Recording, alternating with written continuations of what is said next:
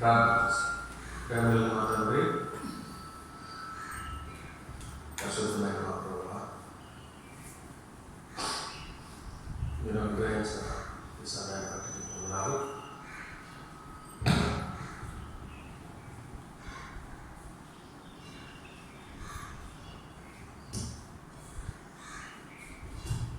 ఈరోజు ఆరాధన వరకు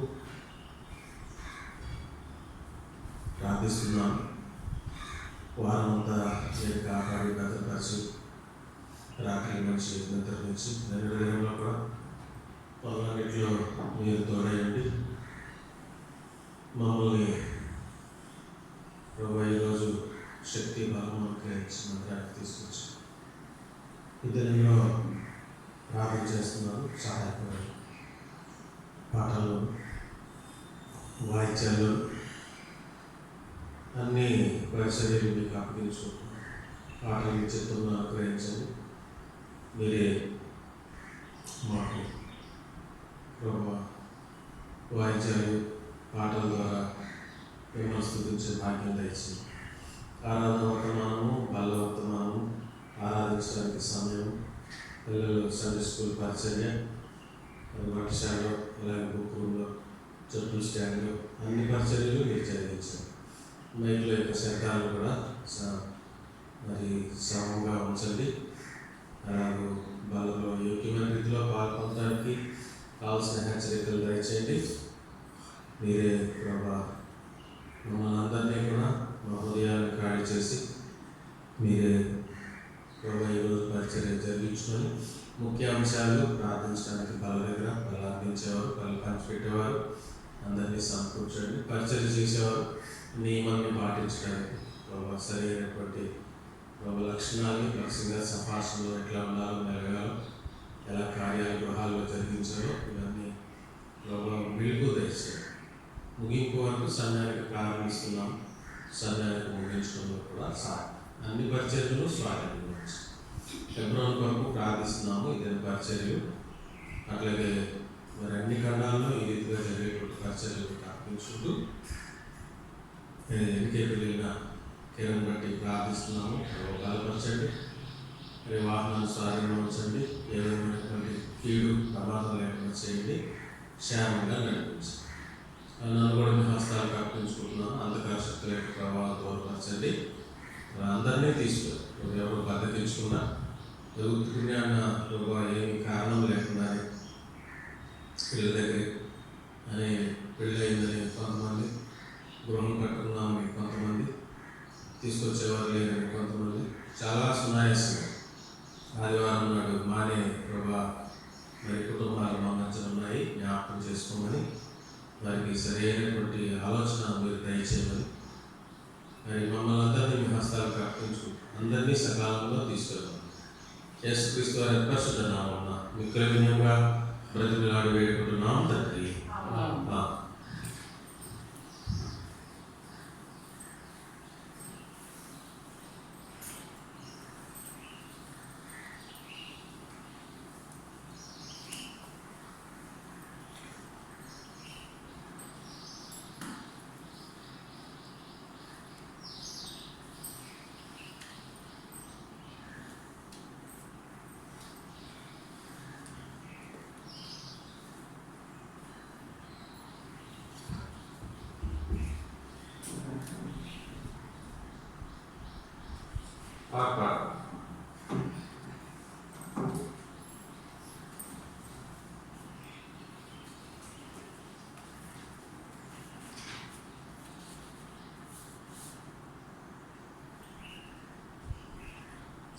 సంఖ్య 157 ప్రేమ నమ్మకం గల పరలోక తండ్రి.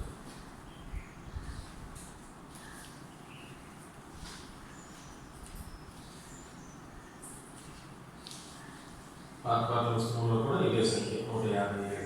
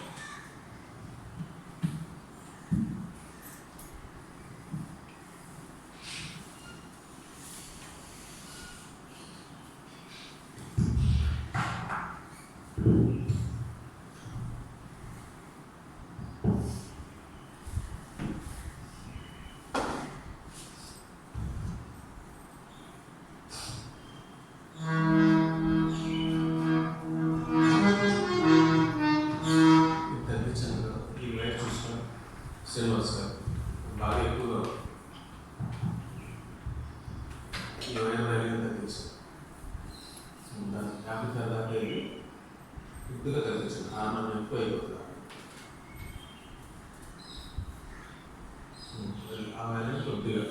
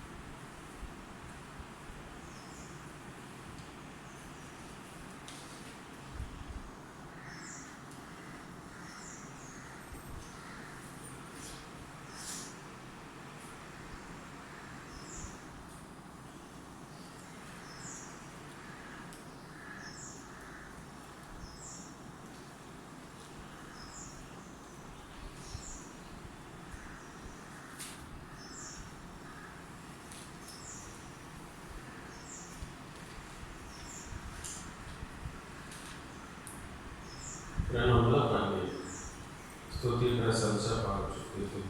183 212 183 స్తుతి ప్రశంస పాడొచ్చు.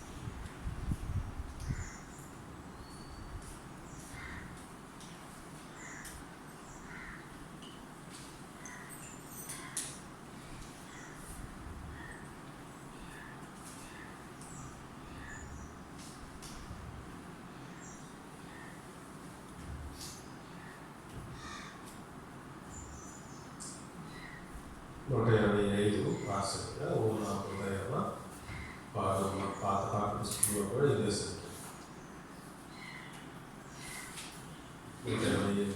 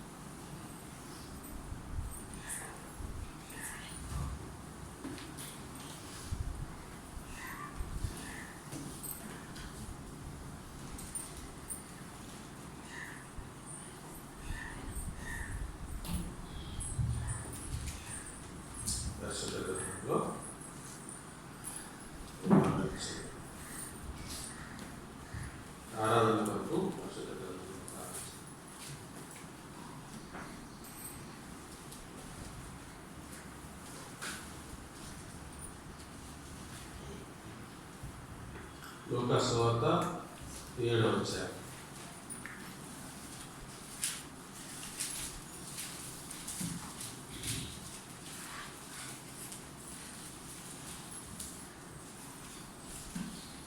లూకా సువార్త 7వ అధ్యాయము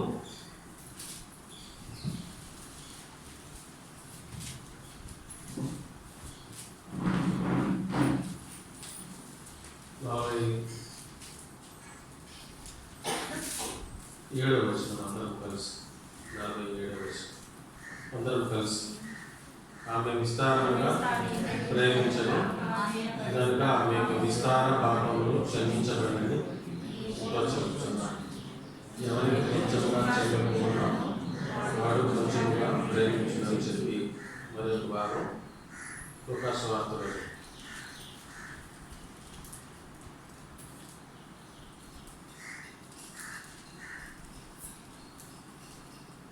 15వ అధ్యాయం.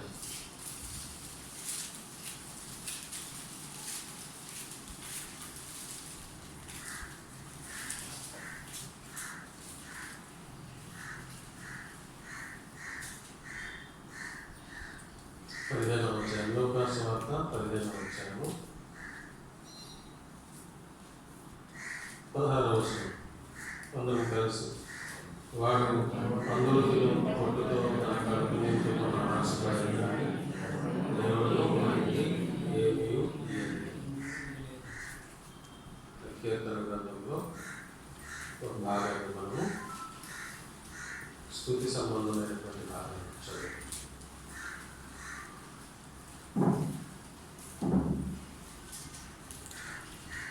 కీర్తన గ్రంథము 40వ అధ్యాయం.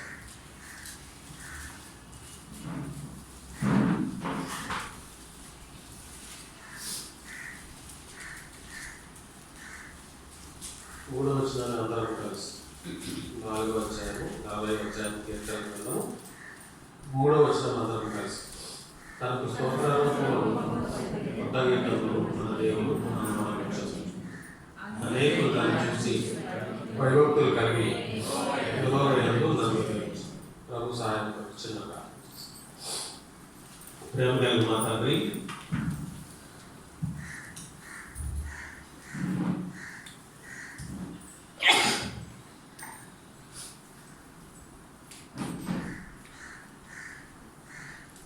పరిశుద్ధమైన మా ప్రభువా, మీ పాద సన్నిధిలో నాకు ఇచ్చిన సమయాన్ని బట్టి వందనాలు చెల్లించుకుంటాం.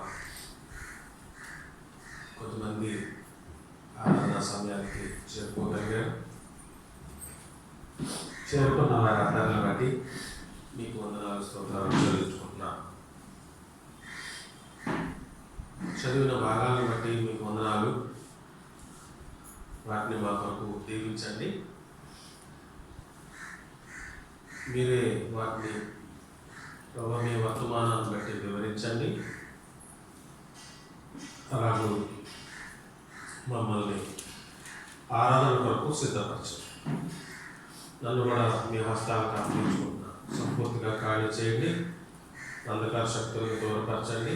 సమయాన్ని స్వాధీనంలో ఉంచి, నన్ను స్వాధీనంలో ఉంచి మీ మాటలు మాకు అనుగ్రహించి, మార్గ మధ్యంలో ఉన్నవారిని, అలాగే ఇంటి దగ్గర వెళ్ళకపోయినా పర్వాలేదనే భావంతో బ్రతికించి ఇంకా వేరే పనులు పెట్టుకుని కూర్చున్నటువంటి వారికి ప్రభావ మీరే నెమ్మది లేకుండా చేసి ప్రోత్సహించి మందిరానికి రావడానికి కావాల్సిన మనసు మీరే అనుగ్రహించమని యేసుక్రీస్తు వారి అతిపరిశుద్ధ మిక్కిలి వినయంగా బ్రతిమలాడి వేడుకుంటున్నాం తండ్రి. ఆమేన్.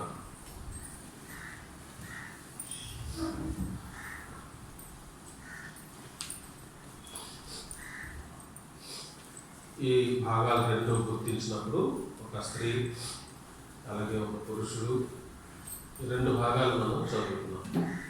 ఈ రెండు భాగాల్లో మనం గమనించినప్పుడు వారెంతో మార్గం తప్పిపోయి దేవునికి దూరముగా ఉండి ఎంతో లెక్కలేనని లెక్క పెట్టలేనటువంటి పాపాలు, పాప జీవితాన్ని కలిగి విస్తారమైనటువంటి పాప జీవితాన్ని కలిగి ఉన్నట్లుగా మనం అది రెండు భాగాల్లోనూ గమనిస్తాం.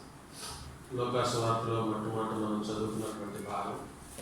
అయితే మరి దేవుని దగ్గరికి, ప్రభు దగ్గరికి రావడము, ప్రభు యొక్క దృష్టి ఆమె మీద ప్రత్యేకంగా పట్టము, దానిని బట్టి ఎంత విస్తారమైనటువంటి పాపములు కలిగినటువంటి మరి స్త్రీ అయినప్పటికీ కూడా ఆమె పాపములు యేసు ప్రభువు సంపూర్తిగా మనస్ఫూర్తిగా మరి విడుదల చేసినటువంటి మాట ఇది మనం చదువుకున్నటువంటి. ఆమె విస్తారముగా ప్రేమించను. కొంతమంది ఇట్లా కూడా దేవునికి చాలా సమీపస్తులుగా చేయబడతారు. వాళ్ళు దేవుణ్ణి అడగరు కానీ పాపం వారిలో ఉంటుంది, కానీ పూర్తిగా దేవుని దగ్గరికి హృదయంలో చోటిచ్చి రాలేకపోయిన పరిస్థితిలో ఉండొచ్చేనేమో, కానీ దేవుణ్ణి మాత్రం చాలా ప్రేమించేవారుగా ఉంటారు. కొంతమంది మనకి తారసపడతా ఉంటారు. ఆ జాబితాలో ఉన్నటువంటి స్త్రీయే ఈ స్త్రీ. యేసు ప్రభువు దగ్గరికి వచ్చింది. మొట్టమొదట మనం చూస్తే ఆ ఊరిలో 37 వచ్చు. ఆ ఊరిలో పేరే చూడండి, విశేషణాలు మనకి చాలానే ఉంటాయి. మనకున్న విశేషణం ఏంటో తెలుసా? పాపంతోనే పుట్టుక, పాపాత్మురాలైన పాపాత్ముడైనా అని పిలువబడుతున్నాం. రక్షణ లేనికి ముందు, దేవునికి సమీపంగా చేయబడక ముందు మన యొక్క బిరుదు, మన యొక్క నామము అది. ఏ నామం అంటే పాపాత్మురాలైన పాపాత్ముడైనా అనేటువంటి బిరుదు. అందుకనే ఆమె ప్రారంభంలోనే ఆమె గురించి చెప్పబడినటువంటి మాట. అందుకే ధార్మిక మన సువార్తలో చెప్తాం ఎప్పుడు కూడా, పాపమే పుట్టుక, జన్మతః కర్మతః పాపులము. మరి తర్వాత దాన్ని ఎంతసేపు మరి వృద్ధి చేసుకోవడానికే, దాని పరిధి పెంచుకోవడానికే మనం ప్రయత్నం చేస్తాం, కానీ మానవులుగా సృష్టికర్త అయినటువంటి దేవుణ్ణి ఎరగడానికి మనము ఇష్టపడతాం. అయితే ఇక్కడ మనం గమనించినప్పుడు ఆ ఊరిలో 37 వచనం బాగా తెలిసిన భాగమే, మరొకసారి మనం జ్ఞాపకం చేసుకుంటాము. దానిని బట్టి మనము ఆరాధిస్తాం. ఆ ఊరిలో ఉన్న పాపాత్మురాలైన యొక్క స్త్రీ. మరి ఇక్కడ ఒక చిన్న ప్రశ్న ఏంటి అంటే, మరి ఆ ఊరిలో పాపాత్మురాలైనటువంటి స్త్రీ ఒక్కామే ఉందా? మనం గమనించాలి. దేవుడు మనల్ని ఎట్లా సృష్టించాడో, ఎట్లాగా ప్రత్యేకపరిచాడో, మాట ప్రత్యేకపరిచడం అనేటువంటి మాట మనకు తెలిసిందే. కానీ మన సందర్భాన్ని బట్టి పౌలు అదే జ్ఞాపకం చేసుకుంటున్నాడు. చూడండి ఒకసారి మనం చూద్దాము. పౌలు రాస్తున్నాడు ప్రత్యేకపరచడం అనేటువంటి మాట. మొట్టమొదట గలతీయులకు రాసినటువంటి పత్రిక 1వ అధ్యాయం. గలతీయులకు రాసినటువంటి పత్రిక 1వ అధ్యాయం. గలతీయులకు రాసినటువంటి పత్రిక 1వ అధ్యాయం.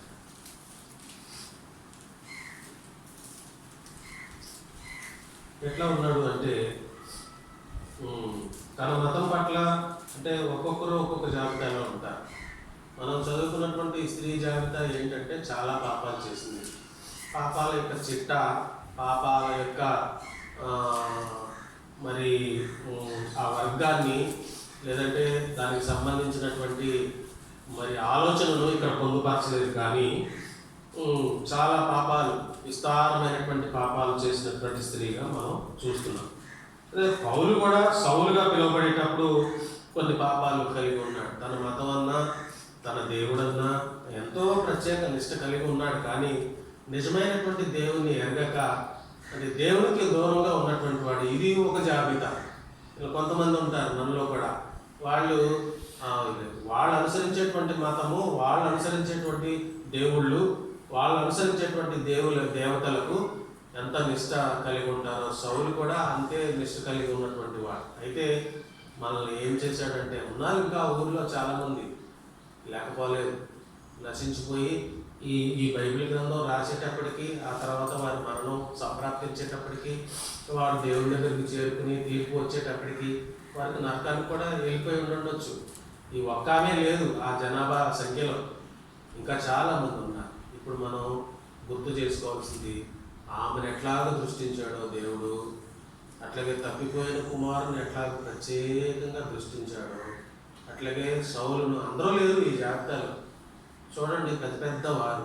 ఇప్పుడు చిన్నగా మామూలుగా చూస్తే మనం పేర్లు చెప్పదు, కానీ ఎంతోమంది అధిపతులు ఉన్నారు, రాజ్యాధిపతులు ఉన్నారు. రాజ్యాంగం ద్వారా సంక్రమించినటువంటి అధికారాన్ని బట్టి రాజ్యాధిపతులు అయ్యారు. తర్వాత ఎంతోమంది మరి ఈ పరిపాలన అంతటినీ జరిగించడానికి కావాల్సినటువంటి ఉన్నత స్థాయి, కేంద్ర రాష్ట్ర స్థాయి, దేశ లేదా కేంద్ర స్థాయి అధికారులు ఢిల్లీలో చూస్తే మీరు గమనించాలి. పౌలు ఎందుకు ఈ మాట రాశాడు? ఈ హైదరాబాద్ నగరానికి కానీ మిగిలిన పోలీసులు ఆ స్థాయిలో చెన్నై కానీ బెంగళూరు కానీ ఆ స్థాయి నగరాలతో పోల్చి ఢిల్లీని చూసినప్పుడు ఒక ప్రత్యేకత కనపడింది నాకు. ఏంటి అంటే ఆ షాపింగ్ వచ్చేటువంటి వారు చాలామంది చాలా గొప్ప హోదా కలిగినటువంటి వారు. వాళ్ళ హోదాకు తగ్గట్టుగా మీరు హైదరాబాద్ ఢిల్లీ వెళ్ళినోడికి తెలుసుంటుంది, కర్నాట్ ప్లేస్ అని ఒక స్థలం ఉంది. ఆ స్థలంలో వాళ్ళు పెట్టినటువంటి షాప్ చూస్తే ఎట్లా ఉన్నాయో తెలుసా? అలాంటి స్థాయి కలిగినటువంటి వారికి సరిపోయేటువంటి వస్త్రాలు కానీ వస్తువులు కానీ ఆ షాపుల్లో మనకు ప్రవేశించడానికే కొంత భయం అవుతుంది నిజానికి చెప్పాలి. ఏమిటి అంటే అర్థము ఇందులో నేను చెప్పే ఆలోచన, దేవుడు ఇచ్చేటువంటి మనకు ఆలోచన ఏంటంటే అలాంటి వారికి ఇలాంటి ఆధిక్యత లేదు. ఇప్పుడు ఆలోచించుకోండి, ఇంకా పేర్లు చెప్తే బాగోదు. రాజ్యాధినేత, దేశాధినేత, మరి ఏంటి ఎక్కడికి తర్వాత మరి దేవుని ఆత్మ, దేవుని యొక్క తీర్పు అని దేవుడు అంటున్నాడు. ఇదిగో ప్రకటన గ్రంథం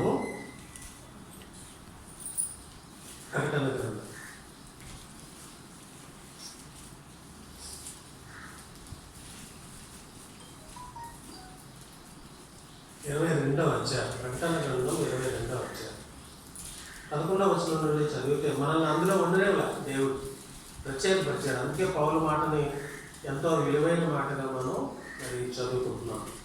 నా ప్రకటన గ్రంథము 22వ అధ్యాయము 11వ వచనం నుండి చూస్తే అన్యాయం చేయవాడు ఇంకనూ అన్యాయమే అలా ఉండేవాళ్ళ మనం దేవుడు. చూసారా, ఎవరన్నా మార్చుకోవాలి, ఎవరినైనా సరైన దారికి తీసుకురావాలి అని హృదయంలో ప్రత్యేకమైనటువంటి ఆలోచన కలిగి ఉంటేనే ఎవరైనా అది ఆ మార్పు అనేది సంభవిస్తుంది, ఆ రక్షణ కార్యం అనేది జరుగుతుంది.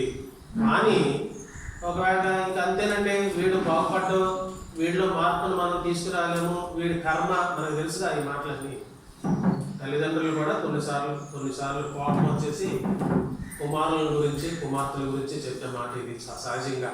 ఇంకా వీడి కర్మ, ఇంకా వీడు మారడు, దేవుడు అట్లా విడిచిపెట్టలేదు. అందుగురించే ఈ మాటను మనం జ్ఞాపకం చేసుకుంటున్నాం. ఏ మాట అంటే దేవుడు అంటున్నాడు, అన్యాయం చేయవాడు ఇంకను అన్యాయం చేయలేము, అపవిత్రుడైన వాడు ఇంకను అపవిత్రుడుగా, నీతిమంతుడు ఇంకను నీతిమంతుడిగానే ఉండలేము, పరిశుద్ధుడు ఇంకను పరిశుద్ధుడిగానే ఉండలేము. ప్రకటన గ్రంథంలో భక్తుడు రాసినటువంటి మాట. అయితే ఆ అన్యాయం నుంచి, ఆ అపవిత్రత నుంచి ప్రత్యేకపరిచాడు అది దేవుని మనం. చూడండి, ఇప్పుడు మరి నీళ్లు ఉంటాయి, అవి ఎంతో ప్యూరిఫై చేస్తేనే కానీ ఆ నీళ్లు తాగడానికి పనికిరావు. దేవుడు జరిగించినటువంటి కార్యం ఏంటంటే ఆయన చిందించినటువంటి రక్తము, ఆయనను మనం ప్రత్యేకపరిచినటువంటి అంశంగా అది ఎక్కడ ఉందో తెలియదు, నిజంగా ఉందో లేదో తెలియదు. పాలని నీళ్ళని వేరు చేస్తారు. పాఠాల్లో చదువుకున్నాం చిన్న. అది ఎంత పక్షి లేదంటే ఆ జీవి ఎంతవరకు అట్లా చేస్తుందో మనకు తెలియదు. కానీ ఆయన రక్తాన్ని చిందించడంలో ఉద్దేశం ఏంటంటే దేవుని యొక్క చిత్తాన్ని నెరవేర్చుతూ పాపంలో ఉన్నటువంటి మన జీవితాన్ని వేరుపరచుట, ప్రత్యేకపరచుట. అందుగురించే ఇక్కడ ఈ మాట అంటున్నాడు, అపవిత్రులు ఉన్నారు, అన్యాయస్తులు ఉన్నారు, కానీ దేవుడు ప్రత్యేకంగా వారికి ఎట్లా ఉందంట జీతం. ఇదిగో త్వరగా వచ్చుచున్నాను, 12వ వచనం, వాని క్రియ చొప్పున ప్రతి వానికి ఇచ్చుటకు నేను సిద్ధపరిచిన జీతము నా యొక్క ఉన్నది.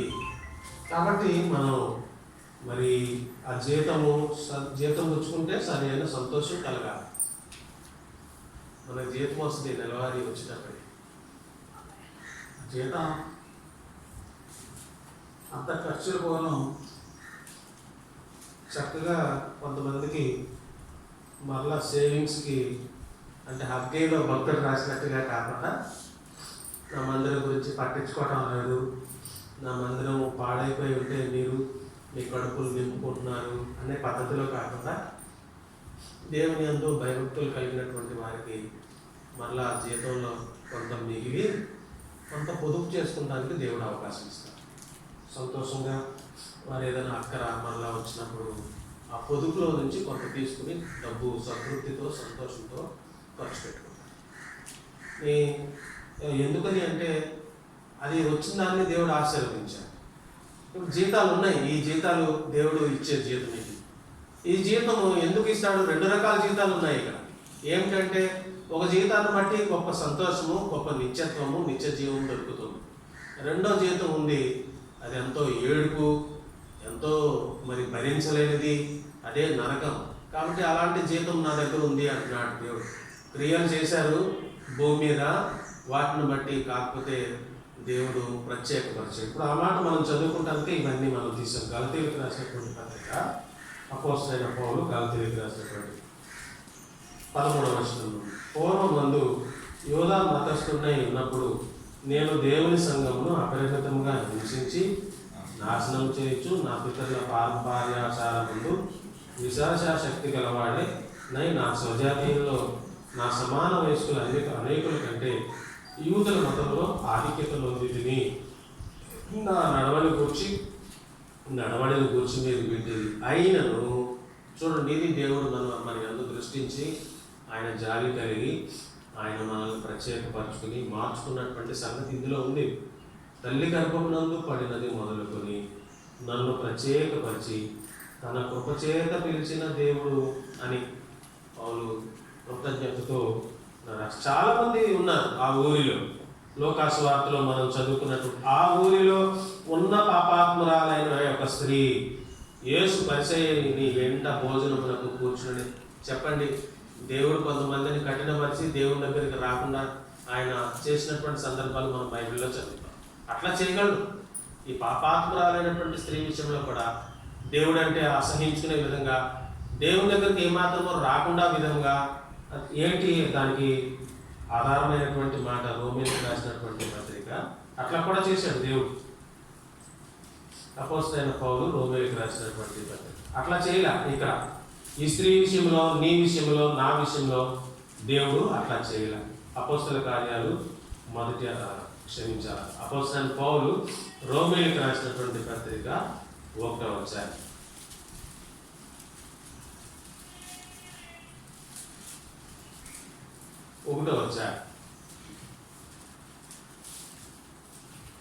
28వ వచనం. వారు తమ మనసులో దేవునికి చోటియ్య నొలకపోయి కనుక చేయరాని కార్యములు చేయుటకు దేవుడు భ్రష్ట మనసుకు వారిని, ఇంకేంటి ఫలితము? భ్రష్ట మనసుకు దేవుడే అప్పగించేసాడు వారిని. ఎందుకంటే చూడండి, ఇది తీవ్రత ఎట్లా ఉంటుందంటే, ఈ స్థాయి ఎట్లా ఉంటుందంటే బహుశా ఇక దేవునికే తిరస్కారం చేసేటువంటి పరిస్థితి కల్పించే కార్యాలు అన్నమాట. అలాంటి కార్యాలు ఉన్నటువంటి వారిని భ్రష్ట మనసుకు అప్పగించేసి మరలా తిరిగి రాలేనటువంటి, పునరుద్ధరించలేనటువంటి, మరలా తిరిగి సంస్కరించలేనటువంటి పరిస్థితి కార్యాలు వారిలో ఉన్నాయి. కానీ ఆ ఊరిలో చాలామంది ఉన్నారు. అట్లాగే చాలామంది మన ఇరుగు పొరుగు వారు ఉన్నారు. వారికి ఇప్పుడు నేను చెప్పాను ఇందాక, పెద్ద వారికి మరి వారిని చూస్తే ఎక్కడికి వెళ్తారు ఏంటి అని మనం గ్రహిస్తే మరి మనకు ఒక సంతోషము, ఒక సంతృప్తి, ఒక గమ్యము దేవుడు మనకు అనుగ్రహించి భ్రష్ట మనస్తత్వానికి మనల్ని అప్పగించకుండా ఈ స్త్రీని కూడా ఎట్లాగో వచ్చింది. కానీ ఈమెలో ప్రభు ప్రధానంగా గమనించింది చూస్తే ఆమెలో కలిగినటువంటి పశ్చాత్తాపం.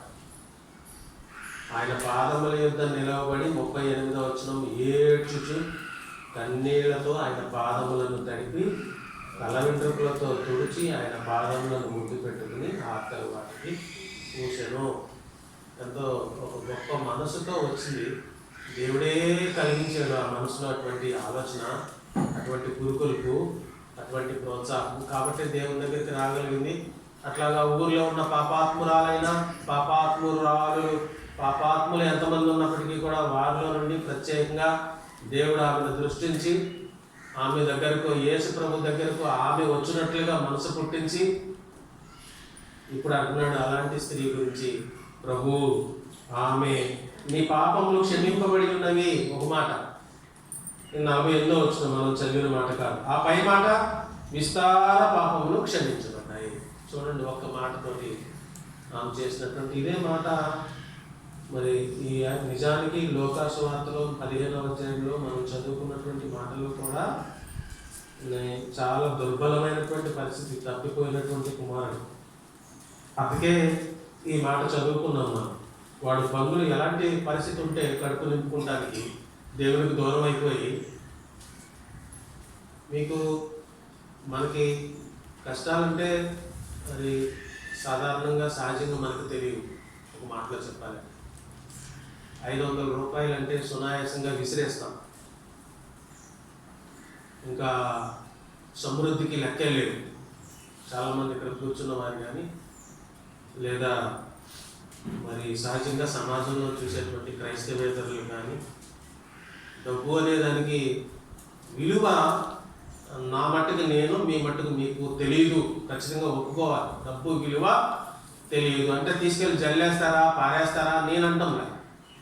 ఒక రూపాయి వచ్చే విధానం తెలిసిన వారికి ఆ రూపాయి ఏ రకంగా ఎంత విలువగా చూడాలో, ఆఖరికి ఒక భిక్షగానికి రూపాయి వేయాలన్నా 10 రూపాయలు వేయాలన్నా తరిచి ఆచితూచి ఆ డబ్బు విలువ తెలిసిన వాళ్ళు వేయగలరేమో. కానీ మనం చటుక్కున 10 రూపాయలు 100 రూపాయలు లాగి ఎవరికైనా మనం మరి ఇచ్చేయగలుగుతాం. అందుకే ఏంటి అంటే, మరి ఈ తప్పిపోయినటువంటి కుమారుని విషయంలో ఇప్పుడు ఎంతో సమృద్ధి నుండి వెళ్ళాడు, ఎంతో మంచి జీవితాన్ని నుండి వెళ్ళాడు. తండ్రి దగ్గర ఉండడం అంటే, తండ్రి సంరక్షణలో ఉండడం అంటే, తల్లి సంరక్షణలో తల్లి గురించి రాయబడలేదు కానీ తల్లిదండ్రుల యొక్క సంరక్షణలో ఉండడం అంటే నిజంగా ఎంతో గొప్ప ధన్యకరమైనటువంటి జీవితం. కొంతమంది పిల్లల గురించి పాపం మనం వింటూ ఉంటాము. చిన్ననాటి వయసులోనే ఊహ రాకముందే తల్లి తండ్రిని కోల్పోయారండి. పాపం నిర్భాగ్యులు, చాలామంది దురదృష్టవంతులు కాదని నేను అంటం లేదు. కానీ అలాంటి తండ్రి సంరక్షణలో నుంచి దూరంగా వెళ్ళిపోయిన దుర్బల జీవితం దేవుడు దృష్టించాడు ప్రత్యేకంగా. ఎలా దృష్టించాడు? దేవుడు తన మనసులో మార్పు వచ్చినట్లుగా, తన ఆలోచనలో మార్పు వచ్చినట్లుగా ఒక కష్టాన్ని తీసుకొచ్చాడు తన జీవితంలోకి. అది కూడా దేవుడే, దేవుని యొక్క సంకల్పం. అందుకనే సౌలు పౌలుగా మార్చుకుని ఏదైనా దావీదు ఏమన్నాడు 133, నేను లేచుండుట, నేను కూర్చుండుట, అసలు నాకు తలంపుకి ఆలోచన రాకముందే నువ్వు నన్ను, నేను ఎక్కడికి వెళ్ళిపోతాను, ఎక్కడికి పారిపోగలను? ఆయన సృష్టించినటువంటి వారు ఆయన ఆధీనంలో ఉండక, ఆయన స్వాధీనంలో ఉండక, ఆయన పరిధిలో ఉండక ఎక్కడికైనా పారిపోగలుగుతాము? అట్లా సృష్టించి ఇప్పుడు ఏమైందో తెలుసా? చివరిగా ఏదో చెడ్డ మాటలు అని నలుగురు ప్రక్కన ఉన్నవారు కూడా కనీసం ఆశ్రయించినటువంటి మాటలు. మొన్న పొరపాటున సిస్టర్ వద్దన్నా కానీ ఆ చీకట్లో 11 గంటల ప్రాంతంలో నేను బస్సు ఎక్కించడానికి వెళ్ళి ఆ సాక్షి బైపాస్ రోడ్లో ఒకరిని ఆడవాళ్ళు పాపం అని చెయ్యి అడ్డం కారు అడ్డంగా చేయి పెట్టి ఆపితే ఇక్కడ ఆడవాళ్ళని ఎక్కించుకున్నాను. ఎక్కించుకుంటే వద్దు వద్దు వద్దని వారేస్తుంది ఈమె. రాత్రి కాడ గప్పున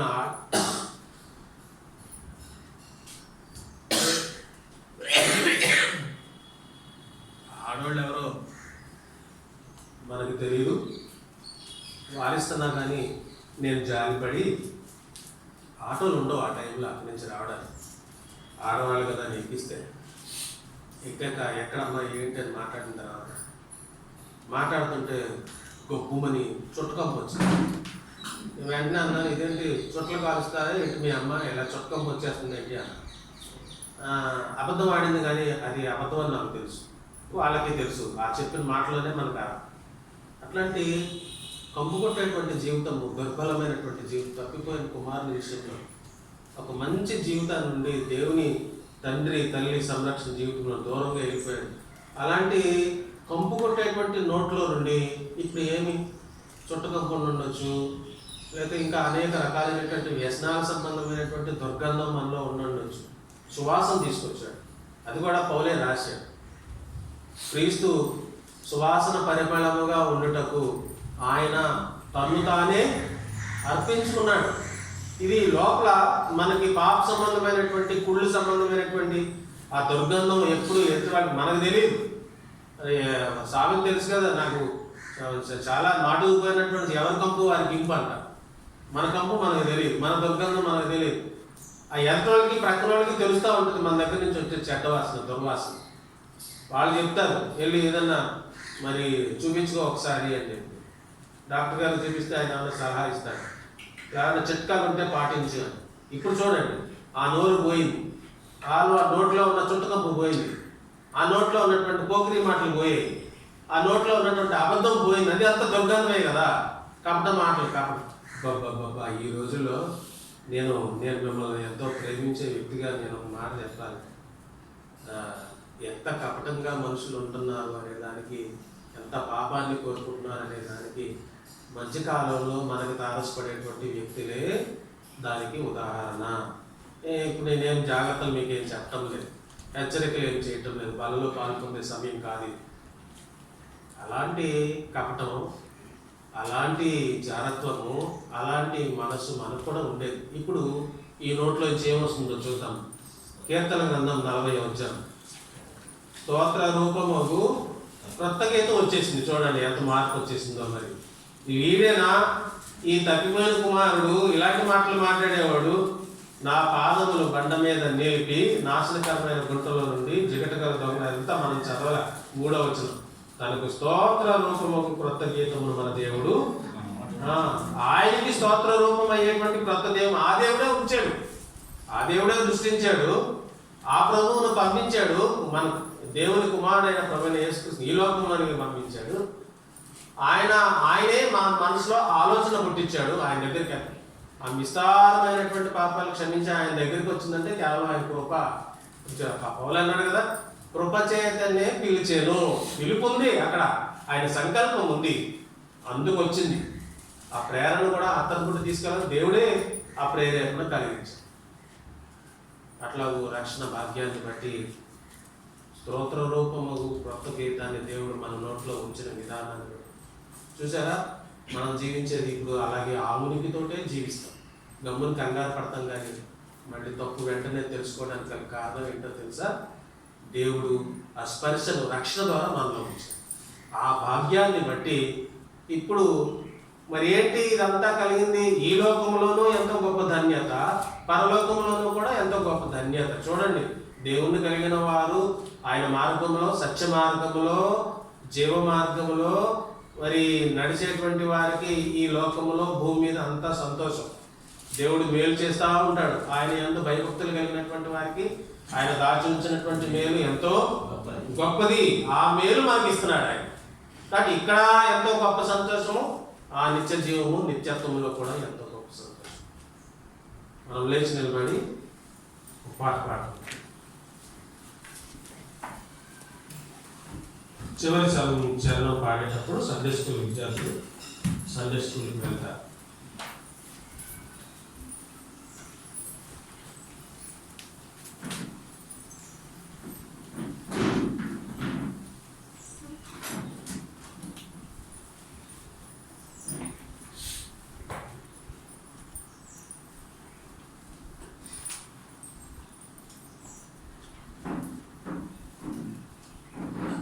సితారతో మా ప్రభుని ఆరాధించారు. 191 పాత పాటల పుస్తకంలో సంఖ్య 780. వేరే పుస్తకాలు అటు ఇటు అయినవి. తంబుర సితారతో మా ప్రభుని ఆరాధించారు.